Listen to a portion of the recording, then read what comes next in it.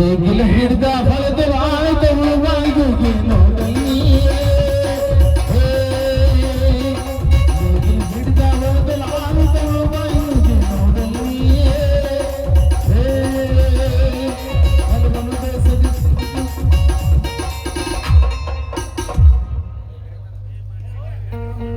ಏನಿದು ಅಣ್ಣ ಹಾಗೂ ಗಂಗಾ ಬರ್ತಾನೆ ಅಂತ ಹೇಳಿದ್ರಲ್ಲ, ಇಷ್ಟೊತ್ತಾದ್ರೂ ಏಕೆ ಬರಲ್ಲ? ಇರ್ಲಿ, ಇದು ಒಂದು ಸ್ವಲ್ಪ ಒಟ್ಟು ಹಾಕ್ಬಿಡೋಣ, ಅಷ್ಟೊತ್ತೊಳಗೆ ಬಂದ್ರೆ ಬರಬಹುದು.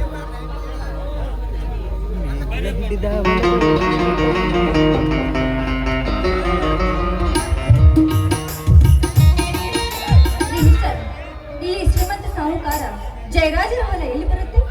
ಏನು ಜಯರಾಜ್ ಸಾಹುಕಾರ ಹೊಲನ? ಇದೇ ನಮ್ಮ ಹೊಲದ ಬಾಜು ಇದೆಯಲ್ಲ, 300 ಎಕರೆ ಜಮೀನು.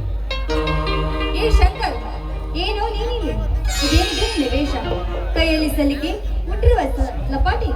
ಏ ಶೀಲಾ, ಏನು ನೀನು ನಮ್ಮೂರಲ್ಲಿ? ನಮ್ಮ ಅಣ್ಣ ಅತ್ತಿಗೆ ಬರುತ್ತೆ ಅಂತ ಹೇಳಿದ್ರು, ಅದಕ್ಕೆ ಸ್ವಲ್ಪ ಕೆಲಸ ಮಾಡುತ್ತಿದ್ದೆ. ಶಂಕರ್, ಇದೇ ನಮ್ಮೂರು. ಈ ಊರ ಸಾಹುಕಾರ ಇದ್ದಾರಲ್ಲ ಜಯರಾಜ್, ಅವರು ನನ್ನ ಸ್ವಂತನ. ಹೌದು, ನೀನು? ನನ್ನದೇ ಉದಯ ಇರು ಶೀಲಾ. ನಮ್ಮ ಅಣ್ಣ ಅತ್ತಿಗೆ ಬರುತ್ತೆ ಅಂತ ಹೇಳಿದ್ರು, ಅದಕ್ಕೆ ಸ್ವಲ್ಪ ಕೆಲಸ ಮಾಡ್ತಿದ್ದೆ. ಶಂಕರ್, ಎಷ್ಟೊಂದು ವಿಚಿತ್ರ ನೋಡಿದ್ಯಾ? ನಮ್ಮಿಬ್ಬರದು ಒಂದೇ ಗುರು, ಆದ್ರೆ ಗೊತ್ತೇ ಆಗಿಲ್ಲ. ಇನ್ನೇನ್ ನಮ್ಮಿಬ್ಬರ ಪ್ರೀತಿ ಮುರ್ದೆ ಬಿಡ್ತು ಅನ್ನೋಷ್ಟರಲ್ಲಿ ಮತ್ತೆ ಒಂದಾಗ್ತಿ. Shankar, I love you Shankar, I love. ನಿಲ್ಲು ಶೀಲಾ, ಇನ್ನು ಮುಂದೆ ಈ ಪ್ರೀತಿ ಮುಂದುವರಿಯೋದಿಲ್ಲ. ಯಾಕೆ ಶಂಕರ್? ನಮ್ಮಿಬ್ಬರ ಪ್ರೀತಿ ಬಗ್ಗೆ ನಾವೆಷ್ಟು ಕನಸು ಕಾಣ್ತಾ ಇದೀವಿ.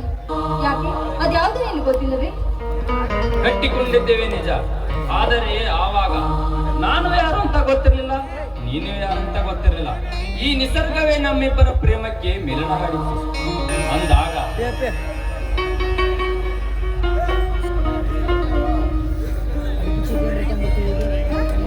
ಇದೇನು ಶಂಕರ್, ನನ್ನನ್ನು ಸಾಕೋದಕ್ಕೆ ಆಗೋದಿಲ್ಲ ಅಂತ ಈ ರೀತಿ ನೇರವಾಗಿ ಹೇಳ್ತಾ ಇದ್ಯಾ? ನೋಡು, ಮುಂಚೆ ಸಿಟಿಯಲ್ಲಿ ನಾವಿಬ್ರು ಹೇಗಿದ್ದೀವೋ ಈಗೂ ಹಾಗೆ ಬಿಡೋಣ. ನಿಲ್ಲಿಸಿಲ್ಲ, ನಾನೊಬ್ಬ ಮಾಮೂಲಿ ಬಡ ರೈತನ ತಮ್ಮ, ಮೇಲಾಗಿ ನೌಕರಿ ಬೇರೆ ಇಲ್ಲ. ಬಡವರ ಮನೆಯಲ್ಲಿ ಹಿಂಡಿ ರೊಟ್ಟಿ ತಿನ್ನುವ ಬದುಕ ಜನ ನಾವು. ಅಂದಾಗ ಸಿರಿ ಸಂಪತ್ತಿನಲ್ಲಿ ಬೆಳೆದ ನೀನು ಗುಡಿಸಲಿ ಮನೆಗೆ ಏಕೆ ಬರುವೆ ಶೀಲಾ, ಏಕೆ ಬರುವೆ? ನೋಡ್ ಶಂಕರ್, ಹೇಗೂ ನಮ್ಮಿಬ್ಬರು ಬಿಕಾಂ ಮುಗಿದಿದೆ. ನೌಕರಿ ಸಿಕ್ಕರ ಮೇಲೆ ನಾನ್ ಮೇಲೂ ನೀನ್ ಕೀಳು ಎನ್ನುವ ಭಾವನೆ ಇರುವುದಿಲ್ಲ. ಏನಂತೀಯ? ಆದ್ರೂ ನಿಮ್ಮಣ್ಣ ನಮ್ಮ ಪ್ರೇಮಕ್ಕೆ ಬೆಲೆ ಕೊಡುತ್ತಾನೆಂಬುದು ಮೊದಲನೆಯರಿ. ಏಕೆಂದರೆ ನಿಮ್ಮಣ್ಣ ಹಣವಿಲ್ಲದರನ್ನು ಕೀಳಾಗಿ ನೋಡುವ ಮನುಷ್ಯ. ಆ ಕೆಲಸ ನನಗೆ ಬಿಟ್ಬಿಡು, ಅದನ್ನೆಲ್ಲ ನಾನು ನೋಡ್ಕೊಳ್ತೀನಿ. ಅದು ಅಲ್ಲಿ ನೋಡು, ಆ ತುಂಬಿ ನಿಂತಿರೋ ನೀರಿನಲ್ಲಿ ಆ ಕಮಲದ ಹೂಗಳು ಎಷ್ಟೊಂದು ಬಾಗಿ ಬಾಗಿ ಇರುತ್ತಿದೆ. ಬನ್ನಿ, ಇದೇ ಸಂತೋಷದಲ್ಲಿ ಹಾಡಿ ಕುಣಿಯೋಣ.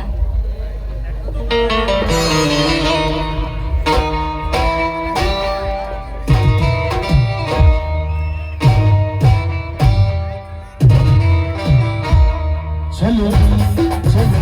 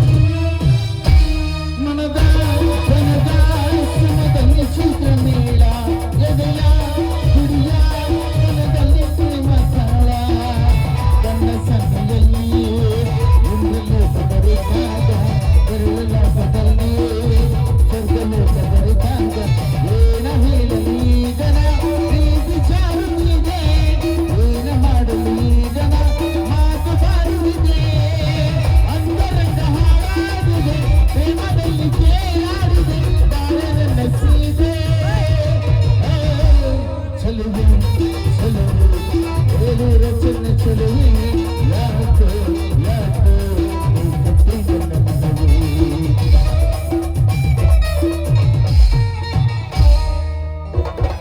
ಶಂಕರ್, ಮನೆಯಲ್ಲೆಲ್ಲ ದಾರಿ ಕಾಯ್ತಾ ಇರ್ತಾರೆ, ನಾನಿನ್ ಬರ. ನೋಡು ಶೀಲ, ಇಂಗು ತಂದೆ ಮಂಗನಂತೆ ಆಗಬಾರದು ನಮ್ಮ ಬಾಳು. ಏಕೆಂದರೆ ಬಹಳ ಸಿಟ್ಟಿನವನ ನನ್ನ ಅರ್ಜುನ, ಅದರಂತೆ ಬಹಳ ಸೊಕ್ಕಿನವ ನಿನ್ನ ಜಯರಾಜ. ಇದರ ಮಧ್ಯೆ ಹಸಿದವನಿಗೆ ಬಲಿಯಾದ ಕುರಿಯಂತಾಗಬಾರದು ನಮ್ಮ ಬಾಳು. ಶಂಕರ್, ಯಾವಾಗಲೂ ಕೆಟ್ಟದನ್ನು ವಿಚಾರ ಮಾಡಬಾರ್ದು, ಒಳ್ಳೆದನ್ನೇ ವಿಚಾರ ಮಾಡ್ಬೇಕು. ನೋಡಿ, ನಿಮ್ಮ ಮನೆಯವ್ರ ಹತ್ರ ಮಾತ್ರ ನೀವು ವಿಚಾರಿಸಿ, ಮಿಕ್ಕಿದ್ದನ್ನೆಲ್ಲ ನಾನು ನೋಡ್ಕೊಳ್ತೀನಿ. ಶಂಕರ್, ನಾನಿನ್ ಬರ್ತೀನಿ. ಬಾಯ್. ಶೀಲಾ ನನ್ನ ಸತಿಯಾಗಿ ಬರೋದನ್ನು ನಮ್ಮ ಮನೆಯಲ್ಲಿ ಒಪ್ಪುವರ ಅಂದಾಗ ನನ್ನ ದೊಡ್ಡಣ್ಣ ಅರ್ಜುನನ ಮುಂಚೆ ನನ್ನ ಮದುವೆಗೆ ಒಪ್ಪುವನ ನನ್ನ ದೊಡ್ಡಣ್ಣ ಇರಲಿ. ನನ್ನ ಪ್ರೀತಿಯ ವಿಷಯವನ್ನು ಹೀಗೆ ತಿಳಿಸಲಿ. ಇರಲಿ, ಸಮಯ ನೋಡಿ ತಿಳಿಸಿದರಾಯ್ತು.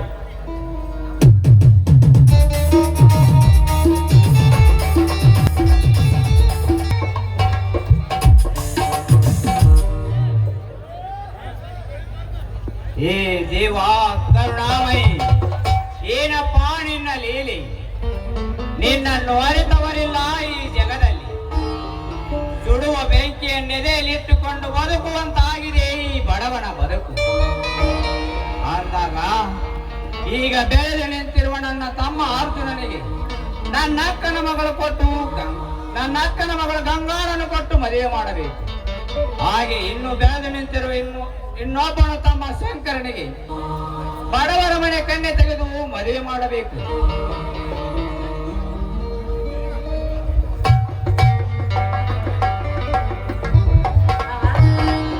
ಏನ್ ಮಾಮ, ಮದುವೆ ಅಂತ ಏನು ವಿಚಾರ ಮಾಡಕ್ ಹತ್ತಿರಲ್ಲ? ಯಾರ ಮದುವೆ ಬಗ್ಗೆ? ಇನ್ಯಾರದಮ್ಮ ಮದುವೆ ವಿಚಾರ? ನಮ್ಮ ಮನೆ ಬೆಳಗಲು ಬರುವ ನಂದಾದೀಪ ನಿನ್ನದಮ್ಮ. ಮಾವ, ನಿಜವೇ ಮಾವ. ತಂದೆ ತಾಯಿ ಸತ್ತ ಬಳಿಕ ಅನಾಥ ಆದ ನನ್ನನ್ನ ಹೆತ್ತವರಿಗಿಂತ ಪ್ರೀತಿಯಿಂದ ಜೋಪಾನ ಮಾಡಿ ಈ ಮನೆಯಲ್ಲಿ ನನಗೆ ಆಶ್ರಯ ಕೊಟ್ಟಿದ್ದೀರಿ. ಈಗ ನೋಡಿದ್ರೆ ಮತ್ತೆ ಈ ಮನೆಯ ಸೊಸೆಯನ್ನಾಗಿ ಸ್ವೀಕಾರ ಮಾಡ್ತೀನಿ ಅಂತ ಹೇಳ್ತಾ ಇದ್ದೀರಿ. ಮಾವ, ನಿಜವಾಗ್ಲು ನೀವು ನನ್ನ ಪಾಲಿನ ದೇವರು ಮಾವ. ಹೇಳಮ್ಮ ಗಂಗಾ, ಚಿರಂಜೀವಿಯಾಗು ಬಾಳು. ಗಂಗಾ, ಹುಟ್ಟಿದ ಮನುಷ್ಯ ಕೆಟ್ಟದ್ದನ್ನು ಮಾಡುವಂತ ಯಾವ ಜಾತಿ ಧರ್ಮದಲ್ಲಿ ಉಲ್ಲೇಖನ ಮಾಡಿಲ್ಲಮ್ಮ. ಅಂತದರಲ್ಲಿ ಮಾಡಿದ ಪಾಪಕ್ಕೆ ಮನವೇ ಸಾಕ್ಷಿ, ತೋಡಿದ ಬಾವಿಗೆ ಜಲವೇ ಸಾಕ್ಷಿ ಅನ್ನುವ ರೀತಿ ನ್ಯಾಯ ನೀತಿ ಧರ್ಮವನ್ನು ನಮ್ಮಂತವರಾದ್ರೂ ಎತ್ತಿ ಹಿಡಿಯಲೇಬೇಕಮ್ಮ, ಎತ್ತಿ ಹಿಡಿಯಲೇಬೇಕು. ಹೌದು ಮಾವ, ಅಂದಾಗ್ಲೇ ಅವರ ದುರಾದೃಷ್ಟಕ್ಕೆ ಅವರಿಗೆ ಸಂಹಾರ ಮಾಡೋಕೆ ಆ ಭಗವಂತನೇ ಬರ್ತಾನೆ. ಅಲ್ಲಿವರೆಗೂ ನಾವು ಕಾಯ್ಬೇಕು ಅಷ್ಟೇ ಮಾವ. ಹೌದಮ್ಮ ಗಂಗಾ, ನಿನ್ನ ಮಾತು ನಿಜ. ಸಿಡಿಲಿಗೆ ಹೆದರಿ ಗುಡಿಗೆ ನುಗ್ಗಿದರೆ ಗುಡಿಯೊಳಗಿನ ಕಲ್ಲು ತೊಲೆ ಜಾರಿ ತಲೆ ಮೇಲೆ ಬಿತ್ತಂತೆ. ಅಂದಾಗ ಬಾರದು ಬಪ್ಪದು ಬಪ್ಪದು ತಪ್ಪಿದೆ ಅನ್ನುವ ರೀತಿ ಹಿರಿಯರ ಹೇಳಿದ ವಾಣಿಯಂತೆ ಬಂದದ್ದನ್ನು ಅನುಭವಿಸಲೇಬೇಕಮ್ಮ. ಹಾ ಗಂಗಾ, ಅರ್ಜುನ ಮಾವ ನಿನಗೆ ಇಷ್ಟ ತಾನೇ? ಇದೇನು ಮಾವ, ಹೂವಿನ ಜೊತೆಗೆ ನಾನು ಕೂಡ ಸ್ವರ್ಗ ಸೇರ್ತಂತೆ. ಕೋಟಿ ವಿದ್ಯೆಗಿಂತ ಬೇಟಿ ವಿದ್ಯೆ ಮೇಲು ಅಂತ ಭೂತಾಯಿ ಮಗನಾಗಿ ಸದಾ ದುಡಿಯೋ ಆನಂದ ಮಾವ. ನಿಜವಾಗ್ಲು ಅಂಥವನ್ನ ಕೈ ಹಿಡಿಬೇಕಾದ್ರೆ ನಾನು ಕೋಟಿ ಕೋಟಿ ಜನ್ಮದ ಪುಣ್ಯ ಮಾಡಿರ್ಬೇಕು ಮಾವ, ಪುಣ್ಯ ಮಾಡಿರ್ಬೇಕು. ಒಳ್ಳೆ ಗಂಡನಾದರೆ ಒಡೆಯಬೇಡ, ತುಸು ರಾಗಿ ಇಟ್ಟಿದ್ದರೆ ಅನ್ನವೇ ಸಾಕನ್ನುವ ಒಳ್ಳೆ ಗುಣವಮ್ಮ ಗಂಗಾ ನಿನ್ನದು. ಮನೆಗೆ ಬರುವ ಹೆಣ್ಣು ನಾರಿಯಾಗಬೇಕೆ ವಿನಃ ಮಾರಿಯಾಗಬಾರದಮ್ಮ, ಮಾರಿಯಾಗಬಾರದು. ನಿಜ ಮಾವ, ಮದುವೆಯಾದ ಹೆಣ್ಣು ಪತಿ ಮಾತನ್ನ ಪಾಲಿಸಬೇಕಾದ್ದು ಅವಳ ಧರ್ಮ. ಪ್ರತಿಯೊಂದು ಹೆಣ್ಣು ಕೂಡ ಕೊಟ್ಟ ಮನೆಯನ್ನ ಬೆಳಗಬೇಕಾದ್ದು ಅವಳ ಕರ್ತವ್ಯ. ಅದೇ ರೀತಿ ಅವರ ಕೈ ಹಿಡಿದು ಬಂದ ನಾನು ಈ ಮನೆಯ ನಂದಾದೀಪವಾಗುವೆ. ನೋಡಮ್ಮ ಗಂಗಾ, ಶ್ಯಾಣ ಭೋಗರ ಗುಣ ಲೆಕ್ಕದಲ್ಲಿ ನೋಡು, ಮಾನವಂತರ ಹೆಣ್ಣಿನ ಗುಣ ನಡತೆಯಲ್ಲಿ ನೋಡು ಅಂತ ಹೇಳಿದ್ದಾರೆ. ಮಾವಿನ ಮರದಲ್ಲಿ ಮಾವಿನ ಮರವೇ ಹುಟ್ಟುತ್ತೆ ಹೊರತು ಬೇವಿನ ಮರ ಅಲ್ಲ ಅಂತ ಸಾಬೀತು ಮಾಡಿ ತೋರಿಸಿ ಮಹಾಗಂಗಾ. ಹಾ ಮಾವ, ಆಗೋ ನೆನ್ಸೋಷ್ಟ್ರ ಶಂಕರ್ ಮಾವ ಬಂದೇ ಬಿಟ್ಟ.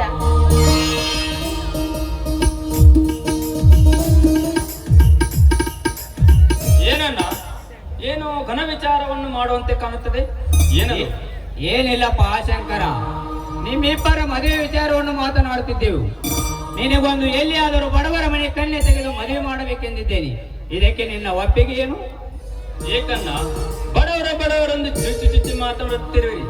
ಏಕೆ ಶ್ರೀಮಂತರ ಮನೆ ಹೆಣ್ಣು ಮಕ್ಕಳನ್ನು ಮದುವೆಯಾಗಬಾರದು ನಿಯಮ ಇದೆ, ಇಲ್ಲ ಕಾನೂನಿದೆ? ಶಂಕರ, ಶ್ರೀಮಂತರು ಆಣೆ ಕಟ್ಟುವುದು, ಬಡವ ತಾಳಿ ಕಟ್ಟುವುದು ಎರಡು ಸಮಯವೇನಪ್ಪ. ಅದಕ್ಕೆ ಹಿರಿಯರು ಹೇಳಿದ್ದಾರೆ, ಹಾಸಿಗಿದ್ದಷ್ಟು ಕಾಲು ಚಾಚು ಅಂತ. ಅಣ್ಣ, ನಿಮ್ಮ ಮಾತುಗಳನ್ನು ಕೇಳಿ ನಾನು ಮೂರ್ಖನಾಗಲಾರೆ. ಅದಕ್ಕಾಗಿ ನನ್ನ ಮದುವೆ ವಿಚಾರದಲ್ಲಿ ನಾನೊಂದು ತೀರ್ಮಾನಕ್ಕೆ ಬಂದಿದ್ದೇನೆ. ಈ ಊರಿನ ಜಮೀನ್ದಾರ್ ಜಯರಾಜ್ ಅವರ ತಂಗಿ ಶೀಲಾ ಇರೋಲ್ಲ, ಅವಳು ನಾನು ಮಾಡ್ತಿದ್ದೇವೆ. ಈಗ ಮದುವೆ ಮಾಡಿಕೊಳ್ಳುವೆಂಬ ತೀರ್ಮಾನ ಮಾಡಿದ್ದೇವೆ. ಜಯತನದ ಗುಣವನ್ನು ಬಡತನದಲ್ಲಿ ನೋಡಬೇಕೆ ವಿನಃ ಶ್ರೀಮಂತಿಕೆಯಿಂದ ಅಲ್ಲಪ್ಪ. ಸಾಮರದ ದುಡ್ಡಿಗೆ ಆಸೆ ಪಟ್ಟರೆ ತಾಯಿ ಮಕ್ಕಳನ್ನೇ ದೂರ ಮಾಡುತ್ತದೆ ಎಂಬುವ ಮಾತು ಎಂದು ನಿಜವಾಯಿತು.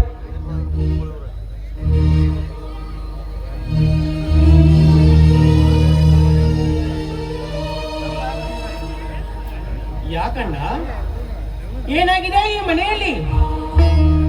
ಯಾಕೆ ಈ ರೋಷ ಆವೇಶದ ಮಾತುಗಳು? ಗಂಗಾ, ನೀನಾದರೂ ಹೇಳು, ಏನಾಯ್ತೆಂದು? ಮಾವ, ಅದೇನಾಯ್ತು ಅಂದ್ರೆ ಮಾವ, ಅದು ಅದು ಏನಿಲ್ಲಪ್ಪ ಅರ್ಜುನ, ನಿಮ್ಮಿಬ್ಬರ ಮದುವೆ ವಿಚಾರ ಮಾತನಾಡುತ್ತಿದ್ದೆವು. ನಿನಗೆ ತಾಯಿ ಇಲ್ಲದ ತಪ್ಪಲಿನ ಮಗಳಾದ ಗಂಗಾಳನ್ನು ಕೊಟ್ಟು ಮದುವೆ ಮಾಡಬೇಕೆಂದಿದ್ದೇನೆ. ಇದಕ್ಕೆ ನಿನ್ನ ಒಪ್ಪಿಗೆ ಏನು? ಅಣ್ಣ, ಏನಣ್ಣ ನಿನ್ನ ಮಾತು? ತಾಯಿ ತಂದೆ ಇಲ್ಲದ ತಪ್ಪನೆಗಳನ್ನು ಸಾಕಿ ಸರಿದ ನಿನ್ನ ಮುಂದೆ ಒಪ್ಪಿಗೆ ಕೊಡುವಷ್ಟು ದೊಡ್ಡವನಲ್ಲ ದೊಡ್ಡವನಲ್ಲ ಅಣ್ಣ. ಅತ್ಯವ ಕೊಟ್ಟ ಅಮೃತಕ್ಕಿಂತ ಹೆತ್ತವ ಕೊಟ್ಟ ಅಂಬಲ್ಲಿ ಲೇಸೆನ್ನುವನ ನಾಯಿ ನಿನ್ನ ತಮ್ಮ ಅಂದಾಗ, ಅಣ್ಣ ನೀ ಯಾರನ್ನ ತೋರಿಸಿ ಇವರಿಗೆ ತಾಳಿ ಕಟ್ಟು ಅರ್ಜುನ ಅಂದ್ರೆ ಸಾಕಣ್ಣ. ತಾಳಿ ಕಟ್ಟವೇನು, ಇದರಲ್ಲಿ ಸಂದೇಹವೇ ಕಣ್ಣ? ಸಾರ್ಥಕವಾಯಿತಪ್ಪ ಅರ್ಜುನ, ನಿನ್ನಂತ ತಮ್ಮನನ್ನು ಪಡೆದು ನನ್ನ ಜನ್ಮ ಸಾರ್ಥಕವಾಯಿತು. ತುಂಬಿದ ಕೊಡ ತುಳುಕುವುದಿಲ್ಲ ಅಂತ ತೋರಿಸಿಕೊಟ್ಟೆ ಈ ಸಮಾಜದಲ್ಲಿರುವ ನನ್ನಂತ ಹಿರಿಯ ಅಣ್ಣಂದರಿಗೆ. ನೋಡು, ನಿಮ್ಮ ಅಣ್ಣನಾದರೂ ನೋಡಿ ಕಲಿತುಕೋ, ಅವಾಗಲಾದರೂ ಬುದ್ಧಿ ಬರುತ್ತದೆಯೋ ಏನು?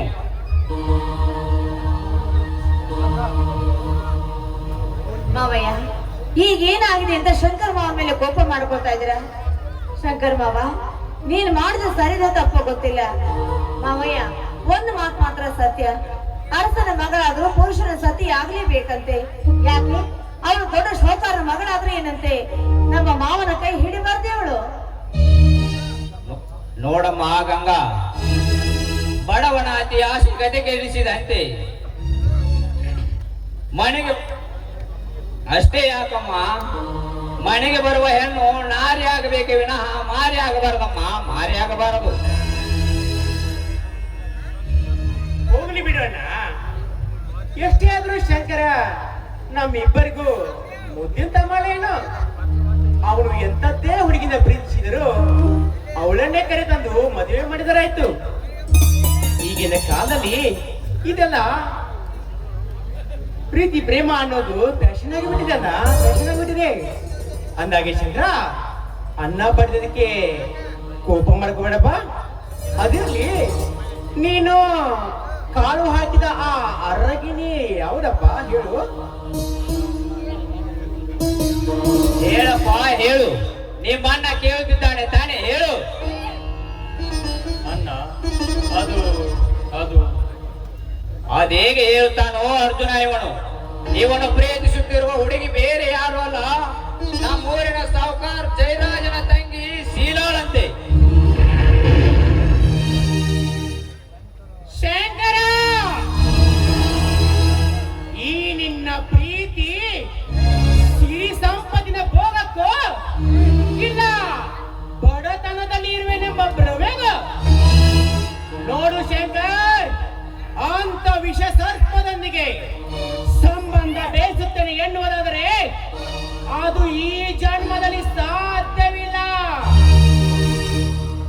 ನೋಡು ಶಂಕರ್, ಅದನ್ನು ಬಿಟ್ಟು ಈ ನಿನ್ನ ಅಣ್ಣನ ಪ್ರಾಣವನ್ನಾದರೂ ಕೇಳು, ಕೊಡುತ್ತೇನೆ. ಇಲ್ಲ, ಶ್ರೀಮಂತರ ಮನೆ ಹೆಣ್ಣೇ ಬೇಕೆಂದರು, ಬೇರೆ ಯಾರಾದರಿದ್ದರೂ ತೋರಿಸು. ನನ್ನ ಸರ್ವ ಆಸ್ತಿಯನ್ನಾದರೂ ಮಾರಿ ಈ ಊರಲ್ಲಿ ಯಾರು ಮಾಡಿರದ ರೀತಿಯಲ್ಲಿ ನಿನ್ನ ಮದುವೆ ಮಾಡುವೆನು.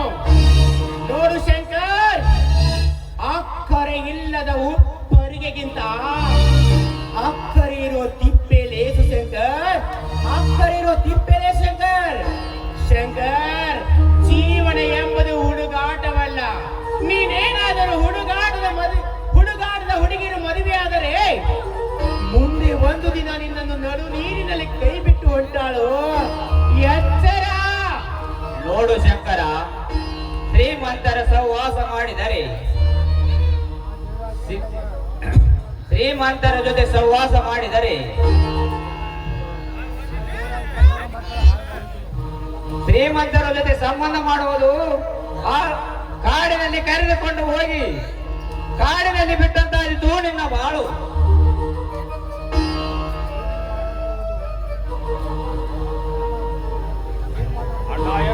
ಅಣ್ಣ ಏನು ಮಾತಾಡುತ್ತಿರೋದೊಂದು ಅರಿವಿದೆ. ನಾನೇನು ಸಾಲಿ ಕಲಿಯದ ಗಮಾರನಲ್ಲ, ನಾನೊಬ್ಬ ವಿದ್ಯಾವಂತನೆಂಬುದನ್ನು ಮರೆಯಬೇಡಿ. ಏಕೆ ವಿದ್ಯಾವಂತರ ಮಾತಾಡುತ್ತಿರುವಿರಿ? ನೋಡು ಮಾವ, ಅವರು ಮದುವೆ ಆಗ್ಬೇಕು ಅಂತ ಇದ್ರೆ ಖಂಡಿತವಾಗಿ ಹಾಗೆ ಆಗುತ್ತೆ. ಈಗ ಯಾಕೆ ಮಾವ ಆ ವಿಷಯಕ್ಕಾಗಿ ನೀವು ಮನಸ್ತಾಪ ಮಾಡ್ಕೊಳ್ತೀರಾ? ನೋಡಮ್ಮ, ಅದೇನು ಗೊತ್ತಿಲ್ಲ. ನೋಡಣ್ಣ, ನಾನು ಅವಳನ್ನೇ ಪ್ರೀತಿಸುವುದು, ಅವಳನ್ನೇ ಮದುವೆಯಾಗೋದು ಅಷ್ಟೇ. ನೋಡಿದೆಯಾ ನಿನ್ನ ತಮ್ಮನ ಸೊಕ್ಕಿನ ಮಾತುಗಳನ್ನು ಹೇಗೆ ಮಾತನಾಡಿ ಹೋದ ಅಂತ. ಪ್ರೀತಿಯ ಹುಚ್ಚು ನೆತ್ತಿಗೆ ಏರಿಸಿಕೊಂಡು ಹಿರಿಯರೆಂಬುದನ್ನು ಮರೆತು ಮಂಗನಂತೆ ಮಾತನಾಡುತ್ತಿದ್ದಾನೆ ನಿನ್ನ ತಮ್ಮ.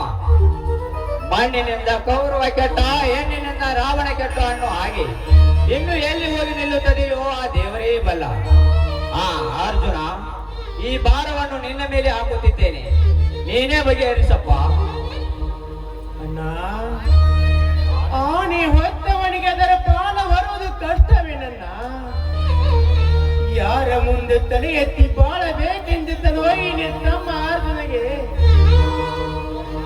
ನನ್ನ ಪ್ರೀತಿಯ ಸಹೋದರ ಶಂಕರ್. ಅಣ್ಣ, ಅವರ ಮುಂದೆ ಕೈ ಕಟ್ಟಿ ಹಾಕಿದ್ದನಲ್ಲ, ಯಾರ ಮುಂದೆ ತಲೆ ಎತ್ತಿ ಬಾಳಬೇಕೆಂದಿದ್ದನೋ ಈ ನಿನ್ನ ತಮ್ಮ ಅರ್ಜುನ್, ಅವರ ಮುಂದೆ ತಲೆ ತಗ್ಗಿಸುವಂತಾಯ್ತನ ನನ್ನ ಜೀವನ. ತಲೆ ತಗ್ಗಿಸುವಂತ ಎಷ್ಟು ಬಡವರ ಬದುಕನ್ನು ಬಡಿ ತೆಗೆದುಕೊಂಡು ಹತ್ತೂರಿಗೆ ಹಣ್ಣಿನನಾಗಿ ಮೆರೆಯುತ್ತಿದ್ದ ಆ ಸತ್ತಿನ ಶ್ರೀಮಂತನಿಗೆ ಬೆಕ್ಕಿನ ಹುಲಿಯಾಗಿ ಸ್ವಚ್ಛಂದವಾಗಿ ಹಾರಾಡುತ್ತಿರುವ ಹೊರದಾಂಕದ ತರಿಸಿ ಅವನಿಂದ ಅನ್ಯಾಯಕ್ಕೆ ಒಳಗಾಗಿದ ಜನರಿಂದ ಚೀಟು ಅನ್ನಿಸಬೇಕೆಂದಿದ್ದನು ಈ ನಿನ್ನ ತಮ್ಮ ಅರ್ಜುನಿಗೆ. ಈ ನನ್ನ ಪ್ರೀತಿಯ ಶಂಕರ್ ಕೈ ಕಟ್ಟಿ ಹಾಕಿ ಬಿಟ್ಟನನ್ನ, ಕೈ ಕಟ್ಟಿ. ಸಮಾಧಾನ ಮಾಡಿಕೊ ಅರ್ಜುನ, ಸಮಾಧಾನ ಮಾಡಿಕೊ. ಈಗ ನಾವು ಏನೇ ಹೇಳಿದರೆ ಕೇಳುವ ಸ್ಥಿತಿಯಲ್ಲಿ ಅವನಿಲ್ಲ. ಮುತ್ತು ಕೊಡುವಳು ಬಂದಾಗ ತುತ್ತು ಕೊಟ್ಟು ಬೆಳೆಸಿದವರೇ ಲೆಕ್ಕಕ್ಕೆ ಇಲ್ಲ ಅಂದಾಗ ಇನ್ನು ನಿನ್ನ ಮಾತು ಹೇಗೆ ಕೇಳಿಯನೋ ಇವನು? ಮೀಸಿ ಬಂದ ಮೇಲೆ ಕೂಗುತ್ತಾನೆ, ಯಾರಿಗೆ ನೆನಪಿರುತ್ತದೆ? ಹಾಗೆ ಹೆಣ್ಣಿನ ತೋಳ ತೆಕ್ಕೆಯಲ್ಲಿ ಬಿದ್ದವನಿಗೆ ಬುದ್ಧಿ ಹೇಳುವುದು, ಬೋರ್ಗಲ್ ಮೇಲೆ ನೀರು ಚಿರುವುದು ಎರಡೂ ಸಮಾನಪ್ಪ. ಅದಕ್ಕೆ ಹೇಳಿದ್ದಾರೆ, ಹಿರಿಯ ಅಣ್ಣನಿಗೆ ಹೊರೆ ತಪ್ಪಿದ್ದಲ್ಲ ಈ ಕಲಿಯುಗದಲ್ಲಿ.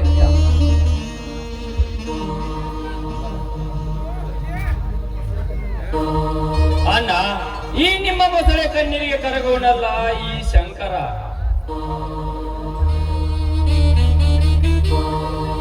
ಮೊಸಳೆ ಕಣ್ಣೀರು ನೋಡಿದೆಯಾ ಅರ್ಜುನ ನಿನ್ನ ತಮ್ಮನ ತಕ್ಕಿನ ಮಾತುಗಳನ್ನು?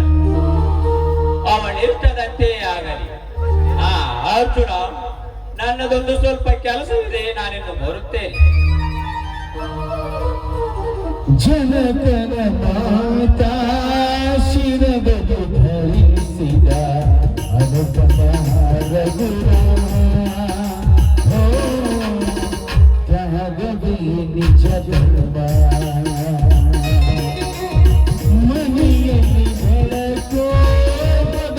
ಹೇಗೆ ಕೆಡಕು ಎನ್ನುವ ಈ ರೀತಿ ಓ ಯಾಗವೇ ನಿಜಗಲ್ಲ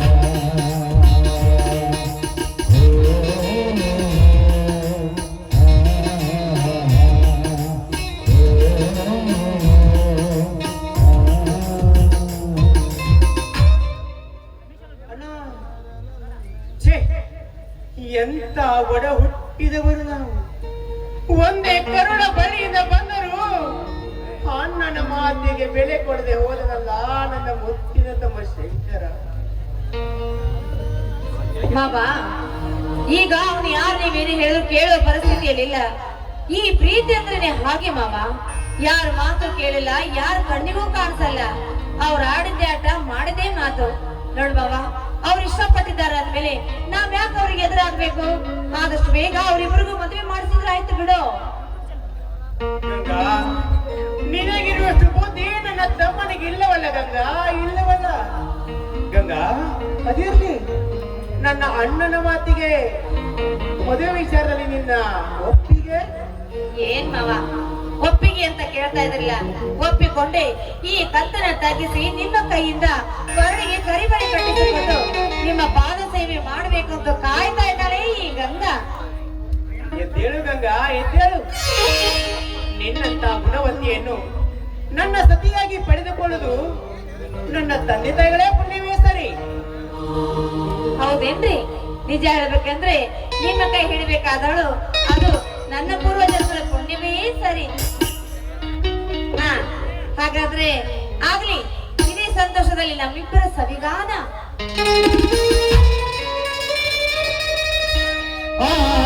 ವಿಚಾರಿದ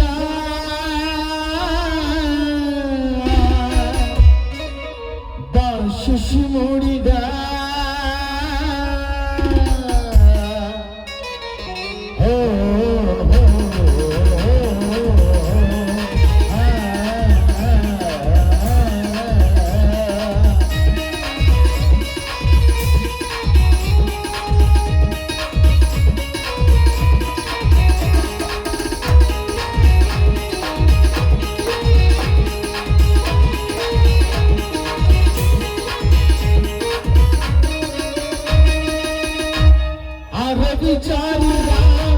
ಶಿಶು ಮೂಡಿದ ಅರವಿಚಾರಿದ ಶಿಶು ಮೂಡಿದ ಕಂಡಾರು ಸಿಬಂದೆ ಹೋಗಂದ ಚೆಲ್ಲಾರು ತುಂಬಿಯ ನಂತರ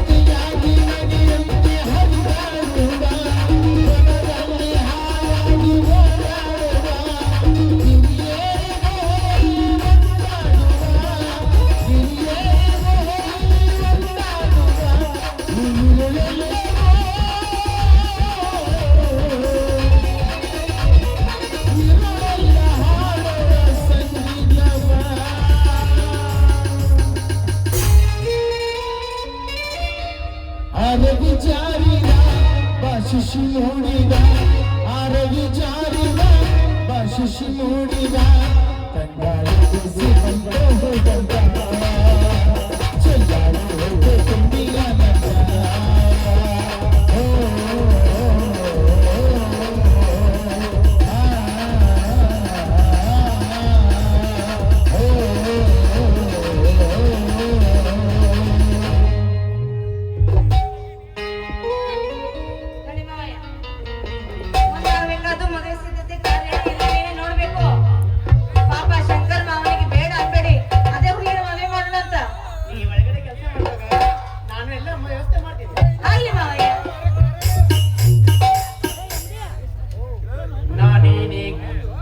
ಈಗೇನಾದರೂ ನನ್ನ ಮುಂದಿನ ತಮ್ಮ ಶಂಕರ ಜೊತೆ ಎದುರಾಗಿ ಮಾತನಾಡಿದರೆ ಆ ನನ್ನ ಪ್ರೀತಿಯ ಶಂಕರನ್ನೇ ಕಳೆದುಕೊಳ್ಳಬೇಕಾಗುತ್ತದೆ.